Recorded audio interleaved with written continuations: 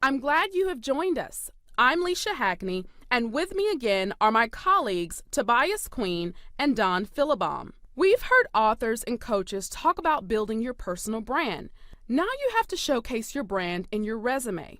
Your resume is an important tool in your job search process that deserves your time and attention. It has to not only make its way through automated applicant tracking systems, but it also has to catch the attention of hiring managers in literally seconds and stand out from the 100+ resumes the hiring manager has to scan in an effort to find the right person for their open position. Are you looking for some proven resume strategies? Our next speaker is going to prep us on how we can overcome the 4 basic hurdles we will encounter and how to overcome them with customized resume strategies. Tobias, we'll turn it over to you to introduce our next speaker. Our next presenter has 30 years experience as a top marketing executive working for well-known national brands. Diane Huth is the author of Brand You to Land Your Dream Job. Diane will share with you proven techniques to showcase your skills, achievements, and talents in order to catch the attention of hiring authorities. Diane's day job is Chief Marketing Officer of BioVideo, and her night job is teaching marketing and branding at 2 leading universities. Check the Grad Career Festival website for additional information on Diane's presentation and bio, as well as her contact information. Don Philibom will facilitate the Q&A session. We are fortunate to have Diane with us. Please join me in welcoming Diane Huth. Hello, this is Diane Huth, and I am so thrilled to be with you today. And I want to share with you some tips and expertise to give you the most powerful resume you can imagine. I'm Diane Huth. I'm the author of several career guides, one which I wrote for my college students. I'll tell you more about that. And we're going to learn how to create an above-the-fold resume that's going to be read and selected by the recruiters in 7 seconds or less. We have a very short period of time to talk about 3 very important things. So I talk fast, so that's good. So hopefully we'll cover it all and we'll have time for some questions. We're going to talk about 3 things. I want you to understand the online job search process as it is today. Most people don't know. It's kind of this hidden secret. And it's important that you realize in a job search, it's not about you, it's about them. And you need to think of your employer like a buyer. What is their need? It's not talking about your need, it's their need. And that's how you have to position your resume. And we're not conditioned to think that way. It's kind of a new thought. And then we need to build a powerful resume that meets that employer's needs, not yours. So it's doing it backwards from the way a lot of people have done. And I have 2 gifts for you. If you'll stay to the end, I have 2 gifts that I think you'll really enjoy. So hold tight, we have a lot to cover. Let me tell you a little bit about me. I'm Diane Huth. I'm known as the accidental career coach because I'm really not an HR professional. I'm a brand marketer. I've spent 40 years doing marketing, 30 years for big brand name companies that you'll know. All these companies, these pictures down here, those are brands that I have been responsible for. I've been the P&L holder in product management, brand management, or director of marketing, or vice president, or even president of the company. 10 years entrepreneurial, and talk about hard. Building a company on your own, a startup, it's hard work. I've done that. I've got you know, the scars on my back for that. I have my own marketing consulting firm, and I'm the author of 2 Amazon best-selling career guides. I became a coach by accident, hence my moniker, I'm the accidental career coach. I started teaching marketing several years ago at 2 different universities in Texas, and I have bright, wonderful, talented students, but they didn't have a clue on how to find a job. They were getting ready to graduate. They didn't have resumes, and they didn't have LinkedIn pages, and they were seniors in the business school. I said, oh my God, I've got to teach this to you. So I wrote a presentation that grew up to become a webinar that became a conference.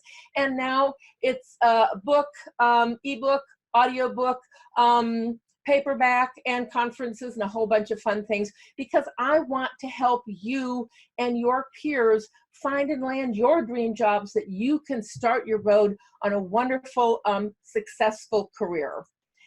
I want to tell you, I'm a brand marketer, we talked about that. I want you to start thinking of yourself as a brand. You are a brand, just like these icons here. We want you to become iconic in your industry so that people know you. You're a known entity and you're preferred over other people.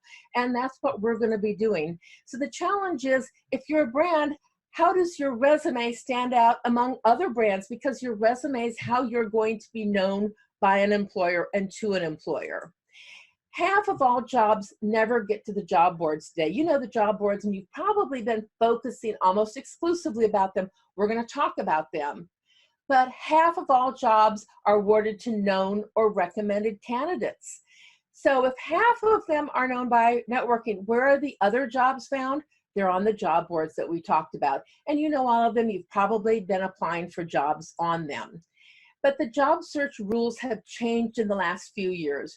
Recruiting has gone from local to global, and that's meant a geometric increase in applicants. On average, 100 different candidates are applying for the same job you are, with the same skills, the same credentials, and the same degrees. That means you've got a lot more competition than when I was looking for a job a long time ago, or even 10 or 15 years ago, because of the technology has made that job posting available to everybody in the world. So your competitive advantage when you're faced with 99 other candidates with the same degrees and the same background, the same schools, the same quality of education, your resume is what will make the difference. And you need to find a resume or create a resume that will be seen, read, and selected by a recruiter in 7 seconds or less. Believe it or not, and it's mind-boggling, a recruiter online is going to spend 7 seconds looking at your resume before he decides to toss it out, or he's going to say, I'll come back and look at it again. 7 seconds, because he's looking for just 4 pieces of information. We'll go over that in a little bit. So you have to understand that today job search is automated by the ATS system. It means applicant tracking system, and it's a set of human resource software platforms. There's lots of different ones out there. Lots of different people make them, but collectively they're called ATS, or applicant tracking system. And what they do is they automate the job search and the recruiting process for employers. And what they do is they screen and rank online applications to match keywords. So there's this secret algorithm, but what they all do is, in essence, the employer makes a definition of what they're looking for in an employee and what the job responsibilities for that employee will be. And then the robot seeks out and highlights and prioritizes resumes with the best keyword match, and they throw out the ones that don't have the best keyword match. And a lot of times they actually screen candidates out before you're even allowed to upload the resume. They'll say, I'm sorry, but according to the questions you've answered, you're not a good candidate, so please don't bother to upload your resume. You don't even get a chance to have your resume seen. Let me explain to you the hiring funnel today. And about when an everyday job is posted. This is a bookkeeper at the local plumbers. This is not Google. When Google posted a job for vice president of marketing, they got 4,000 resumes. If you can imagine 4,000 resumes. So 1,000 people are going to see the post. 200 are going to take the initiative to start to fill out the application. Half of them will not make it. They'll get distracted or decide it's not worth it, or they don't have the credentials, or they'll just miss. And 100 people will submit an application. At that point, the resume reading robots take over. And guess what? They reject 3/4 of them, or 75 out of 100, due to that keyword match that we talked about. 3/4 are kicked out before the employer even sees them. Then the recruiter scans those 25 resumes for 7 seconds. Let me tell you, reading 25 resumes, and you have to do it time and time again, is grueling work for a recruiter. It is not easy. You know, he's looking for 4 key pieces of information. He's going to scan real quickly, hope to find that information, and then he's going to select 10 to 15 of the top ones from that quick scan. He'll take them, kind of set aside the 25, look at them, eliminate another 10 or 15, and then he'll send 10 or 15 to the company to look at in more detail. And what they're going to do is they'll review them and cull them down to 10. Maybe they'll float 10 or 8 to the hiring manager. He'll look at it. Together, they'll pick 3 to 5 people to call into the office. Maybe they'll do a quick phone screening for the 10 to see, are you still interested? Can you speak well? Can you present yourself well? Verify some information. And 3 to 5 people will be invited for an interview. They'll get, one of those people will get an offer, and that's it. The job's closed. So it's a real challenge to create a resume that's going to create that system. You're also maybe cold calling and introducing. You just need the resume that's going to do the same things.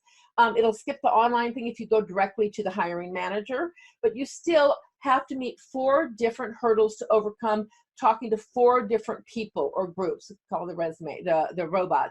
The robot is looking for keyword matches. That's all. It's a computer following instructions, find these words and rank them. The online recruiter is going to spend 7 seconds, and what he's looking for is presentation. He's looking for those 4 pieces of information. He's checking to make sure that you have good grammar, you don't have any typos, that your resume is easy to read, that it's well laid out and coherent, and that's what he's going to look at. Then it goes to the HR manager, who's going to review those 10 or 15, and she's looking for credentials. She might do a reference check. She might do a Google search. They're all going to look at your social media pages or analyze that. They might check references and college degrees. And then it's going to go to the hiring manager, who's your future boss. And that hiring manager is looking for completely different things. He's looking for company fit. He's looking for technical skills. How knowledgeable are you of the industry? Do you know the players? What collective industry information do you have?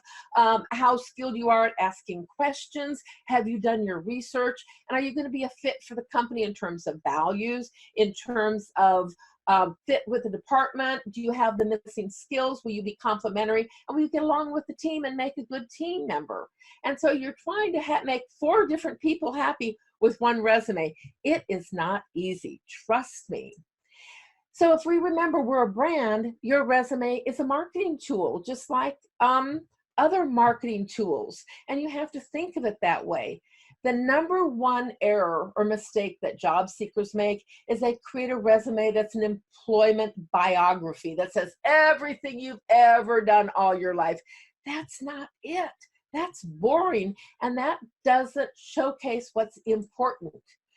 A resume should be created to be a persuasive print ad. Remember, we're thinking branding and marketing here.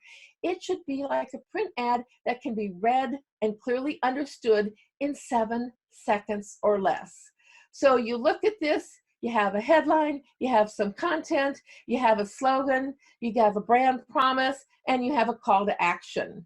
This is probably a little bit more like a resume. It's got a headline, it's got content blocks that you can skip through. They've got headlines that are going to draw your attention. It's got some more information, contact information, and a call to action. And that's what your resume needs to be. So we have to think about resumes differently. We have to think like the buyer is thinking and not the seller. You're the seller at this case. The employer is the buyer. Think like the employer and not you as the candidate. And you need to focus on how you meet their needs, not your needs. They have put up this ad and says, anybody who's interested, submit your resume.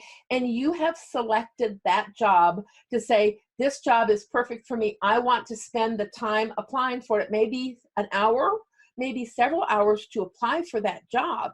Just the online application, not preparing for the interview, but you need to do some work and you need to make sure you know exactly what they want. So you need to be focusing on what does the employer want and need, because you've already said this job meets my needs. And here's the secret.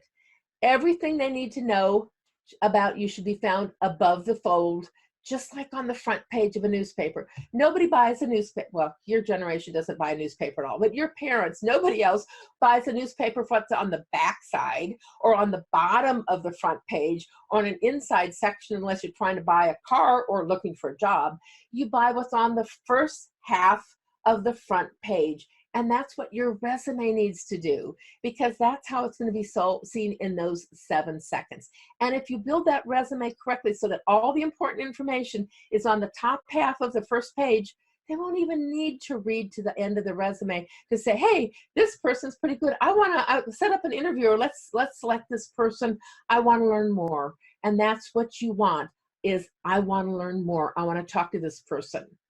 So there are 6 sections to a great resume, and they're in the correct format, and they're the way that is a convention that recruiters use, and that's how it's set up for the resume reading robots. So you start with the contact information, and all you need is 4 pieces of information. Your name, bold, so it stands, that's that headline, right? That's that picture, the image of the Ferrari is your name. And then you need your phone number, you need your email address, and a link to your LinkedIn profile. You can add the city and state, but don't even bother to put your street address. Nobody is going to send you a postcard saying, thanks for applying, we're not hiring you. Don't even bother. You don't even really need to have your city and state there, because sometimes it'll knock you out because people say, oh, I don't want to pay relocation, so I'm not really going to talk to someone from out of town. So sometimes you don't even want to put the city and state there.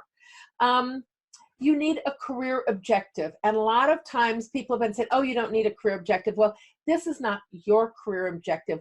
This is the career objective of the employer. And what you're going to do is you're going to have search through that job posting where the employer says what you're going to do and what you should have characteristics.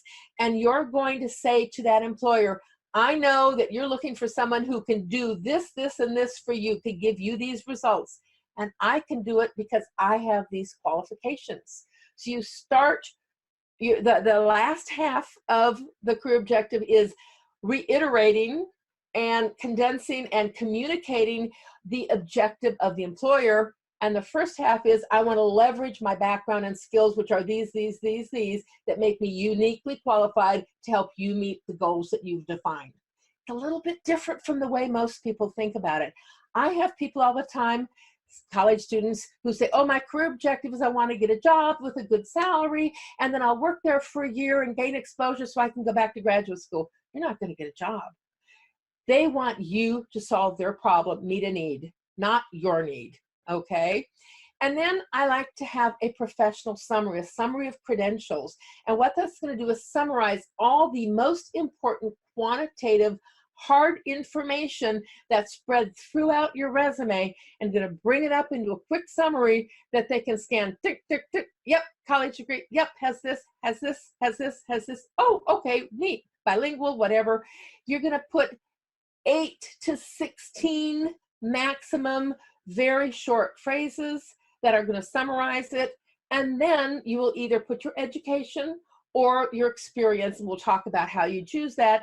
Very short, condensed, 3 bullets that talk about what you've achieved. You can have about prior work experience, and then you may have some additional information that you need, and you can generally do this in 1 page. And I'm going to talk about how we get that done. So the career objective is really important so that the employer knows that you know what they want, and that they know that you're the right candidate. This is a resume that one of my bright, talented, really wonderful students made, and she had paid her way through college. She'd worked for years as a nanny and in a daycare, you know, taking care of other people's children, and she paid for her college tuition, this exclusive private school. And so the question that came back is, oh, you're looking for a job? Are you looking for daycare? Do you want to be a teacher? No, no, no, I want a job in marketing. Well, how is the employer going to know that? So without a good career objective, they won't know what you're looking for, and they may discard your resume because of that. So your career objectives, as we said, it's about them, not about you. So any online job posting or job ad will tell you exactly what the employer is looking for in their own words, and those are the keywords, just like online digital advertising. So when you write your career objective, you write it from the employer's viewpoint. What is their goal or objective for this person? And then you're going to feed it back to them in their exact words. They've told you what they are. And remember, the computer is set up for keyword match, so you need to use their words so that it matches what the computer is looking for, the robot is looking for. And what are their objectives? You list your relevant credentials. That's going to help you achieve their goals. And these are your specific credentials that will ensure the employer that you have the skills to help them meet their goals. So here are some objectives of some resumes from my students and ones that I've written. So I'm just going to read one for an example. Use my business degree, accounting background, and sales customer service experience to support a company seeking to, and this is their objective, enhance customer satisfaction and drive increased profitable sales and new customer acquisition. Do you see how that works? You define what they want at the end and you say, I have the skills to help you achieve this. Here's another one. Use my BS degree, supervisory experience, and my industry customer sales experience to ensure quality customer service, maintain and grow customer relationships, analyze sales and inventory activity, as well as train new team members on tasks and responsibilities. So clearly, he knows exactly what this job is going to entail, and he's assuring us that he has the skills. See how powerful that is? That will transform your resume. Here's another example. You can read them, and I'll have these available for you. You want to effectively use keywords for search engine optimization. So you want to version each different job application, and that's going to take time because you have to do your research. If you just shoot off a resume like you do all the time, just the same resume, it won't be responded to because you will not match the keyword criteria. You want to match or mirror the keywords of the job description, and you might want to use multiple versions of keywords so it picks up, it's ranked differently if you don't want to repeat the same word, but you want additional words. So if somebody is looking for a job in accounting, you're going to say accounting, of course, but also bookkeeping, finance, accounts payable, payroll, QuickBooks, accounting software, words that are synonymous or related to each other, because that might flag different keyword searches or terms. If you're in marketing, you're going to say marketing, of course, but branding, brand management, product development, public relations, market research, advertising, promotions, social media, data insights, words that are part of that job or career. So you want to mirror their language and then have synonyms around that so that you make sure that you reach all the keywords they could possibly have listed for that job. So your summary of credentials is the next section. And that is a very concise 1 to 5 word phrases. And this is not a sentence, it's not even a long phrase. It's just a few words that will detail a quantifiable skill. And that could be education. I've got a BS degree in XYZ, certificates, credentials, technical skills, software programs that you use, if you're bilingual, languages, awards, achievement, recognition. Again, these are hard, quantifiable pieces of information. No fluff. No, I'm a team player, highly motivated, good communication skills. They don't want to know any of that. They want hard data. So some different ways, you could call it summary of credentials. This is technical proficiency for a tech person, project management, Project Visio, Microsoft Visual Studios. So these are programs that they use. Here's some more of this gal. She just listed 6 or 8 different points that were important that she felt. Professional summary, summary of skills and qualifications, technical proficiency. You get the idea. Quantified, hard skills, a limited number. You can do a 2 or 3. You're talking about 8, 10, 12, 14 max. You do not want more than that because you don't have that many hard skills generally. Then you can come with your education. And whether you put your education immediately after your summary or at the end is going to depend on, number one, if it's important credential. If you're looking for a job as a teacher, having your degree is important. And your certifications is very important. If you're looking for a job in software sales, the degree may not be important. If you have a lot of work experience, then you might put the work experience first and the education at the end. As a college student, if you're still in college, then you would put expected graduation date. Like here, I'm going to be May 2018 is the expected graduation date.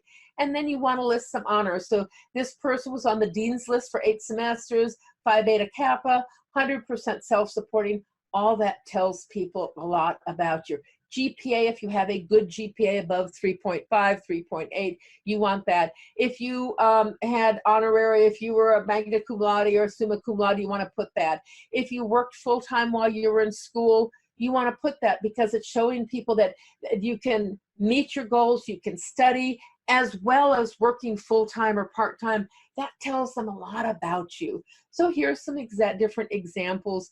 You might want to put key courses if you have a technical field. You always put your most recent information at the top, and then older information at the back. Okay, so you're going to have a BBA in International Business in 2018 and Associates in Liberal Arts in the year before or prior to that. Then let's talk about experience, because it's so important that you highlight accomplishments. Everybody gets this wrong. Everybody has a misconception. On the first line, and you want, these are the three of the items that the employers, remember, it's 4 things. They're going to look for your college degree and that you have a degree and what it's in. And they want to know where you worked, what your job title is, and what years you were there and how long you were there. So those are 4 pieces of information. Boom, boom, boom. The recruiter's going to scan through real quick. So you want to list those on the top line with bold, underlined, so it's real easy so that they can see it as they jump through it. And you want to maybe provide a 1-sentence recap of the employer and the key job responsibilities.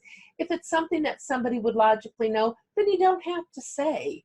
But if it's I work for Jones and Associates, what is that? It's an accounting firm? Is it a law firm?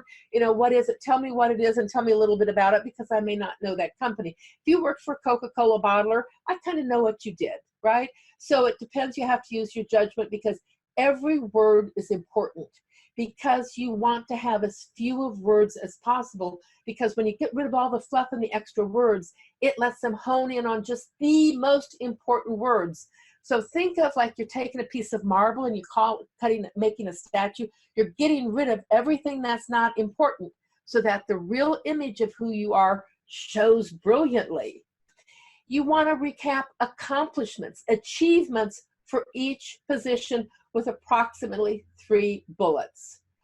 Maybe it could be 1 bullet, maybe it could be 4 bullets, but you want to keep it real tight. And one of the secret kind of rule of thumb is each should be quantified with a number, a $sign, or percentage if possible, because numbers are universally understood and valued. And if you show what you achieved, then we know what your responsibilities were, because you're responsible for what you achieved, right? So here's some examples. In this case, supported, this is very typical of what you might be doing with your job in college. Here was a student assistant, so she was clerical assistant for a 6-person professional staff. Here she was an administrative assistant, did some payroll, so she quantified it, generated weekly sales cash flow, 18 couriers, prepared 800 invoices monthly, managed cash flow of $40,000. We had to eke that out because people don't think of that, but that's what we want to know. What have you achieved?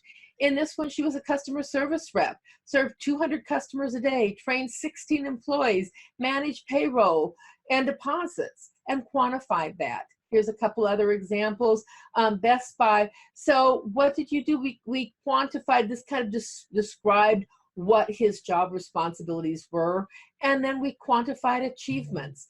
So you need to be looking at it like that.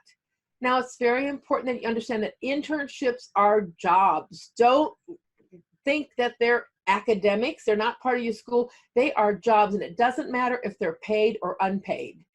When you're getting the job, ask if you can have a title, please. We can have business cards. It's easier to network, and you want to be able to put it on your resume.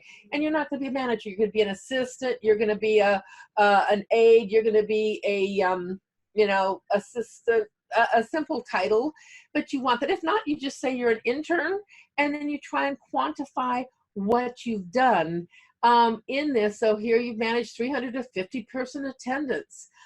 Here's an intern that I had, and so she detailed the people that she met, the pitches that she did for public relations, the number of events that she hosted, and that's so important.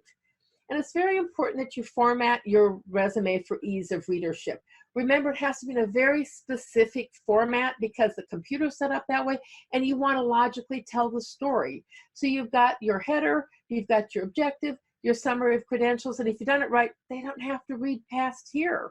Same thing here. You've got your career objective, your technical proficiencies and education. Boom. You should know everything about you. Same thing here. It doesn't need to be boring. It can be in colors. You can have ribbon. Here's a very attractive kind of a border. So it can be attractive. It could be feminine if you're a woman. It could be masculine. It can be colorful. But you want to engage people by following the order. And you need to avoid non-standard formats. A lot of people are on this kind of sidebar 2-column thing. Oh, it's so confusing. This is a client who came to me, he had a lot of experience, but I couldn't understand what he did because this format just didn't work. So we redid it the way I'm talking about. His professional summary included everything. I don't need to read past that. We did talk about his last 3 jobs, which were very relevant with detail. And we just kind of listed prior work experience, and education was at the back because it didn't matter. This was such a performer. You don't care what his education was. And you need to show it all. This is a CPA who is in his 50s. He should know better. This was his resume. It was 4 pages long. And so I couldn't understand it. And an employer is, if you own a successful accounting firm that you've owned for years, why are you looking for another job? So he had to explain kind of what his skills were and that he had a team of people who could run the business, and he wanted the challenge of working for a big business so that he could do all this high-end CFO stuff. So he summarized his qualifications, and he summarized his key employers and clients because in 20 years he had served all these major companies. And very importantly, his very first job out of school is he was a tax auditor for Ernst & Young, one of the big accounting firms. Now that was on the last listing on the back page of his resume. Nobody would have ever seen it. But with having this format, we bring that up to the front, and then they would say, oh, he was an auditor at Ernst & Young. Okay, he's got the technical skills. You check that off, top candidate. And so you don't need to go past there. So I hope you understand what an above the fold resume is. You need to simplify and focus on what's important. This is a resume for a PE teacher and a basketball coach, and he wanted to be an assistant principal. So the resume he gave to me, the whole first page is what he did as a coach. Nobody needs to know that. You don't want to be a coach. You want to be assistant principal. You don't need to tell me what an assistant principal does. I know that.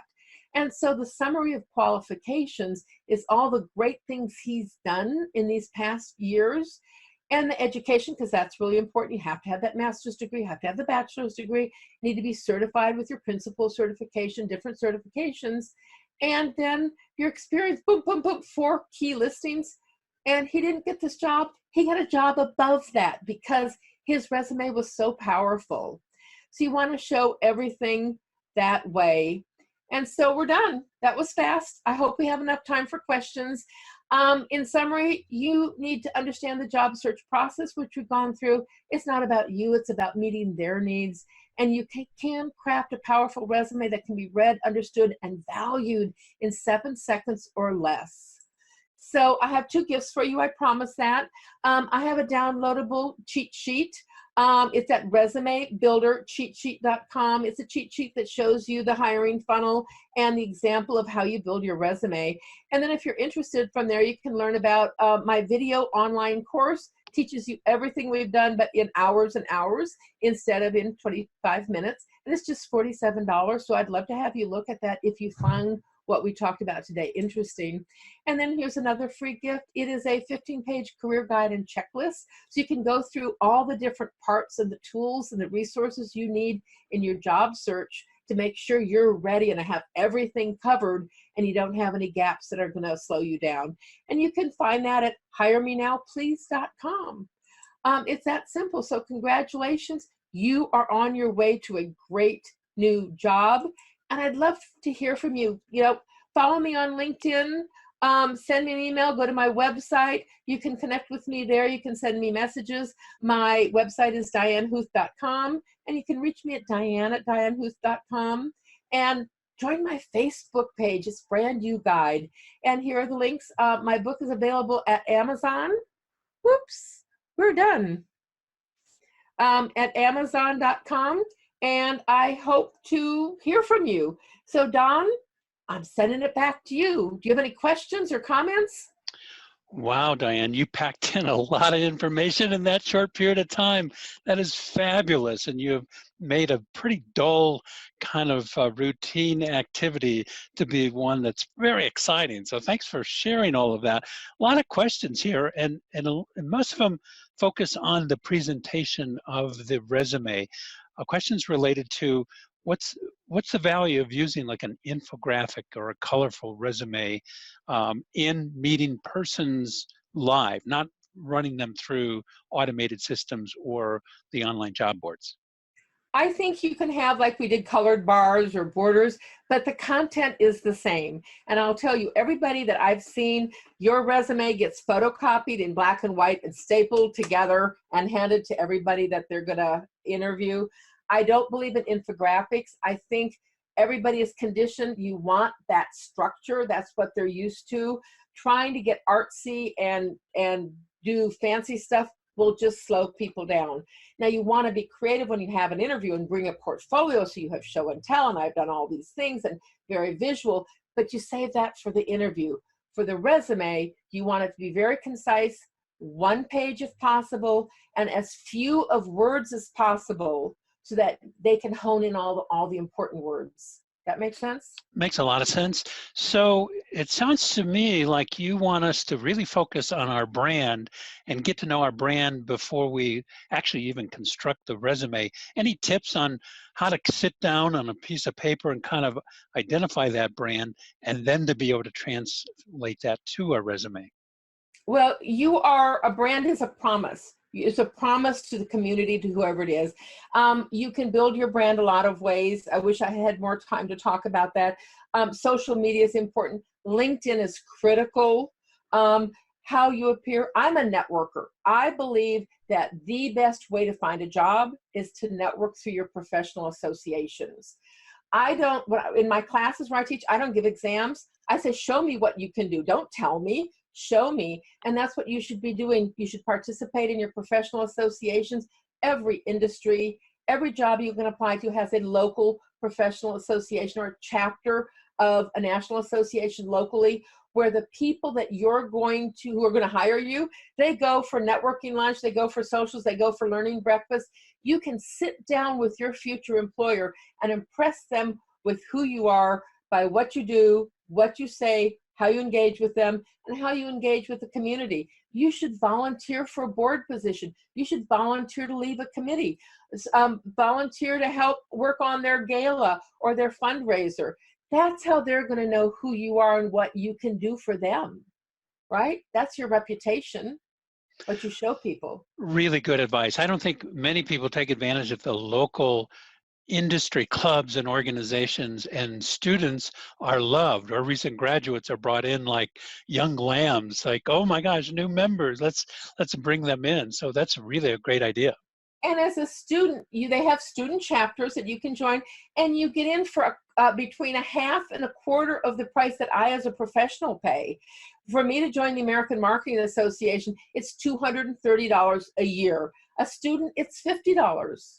And you get half price lunches. I have to pay full price for lunches. So people tend to think of, I'm going to join my on-campus association, but they stay on campus. The employers aren't having lunch with you on campus. The employers are meeting the third Wednesday at a restaurant where they're going to learn, and that's where you get to sit down and meet them. So you have to take it off campus to where the professionals are going to be, because those are the people who are going to hire you. Those are your peers, your superiors, and your peers in the industry, and you get to talk to them, and you get to bypass human resources because you network and impress the hiring manager, and that makes it tons easier. Yes, you have to go through human resources for the interview, but if you can engage with the hiring manager and he knows and likes you, that's really important.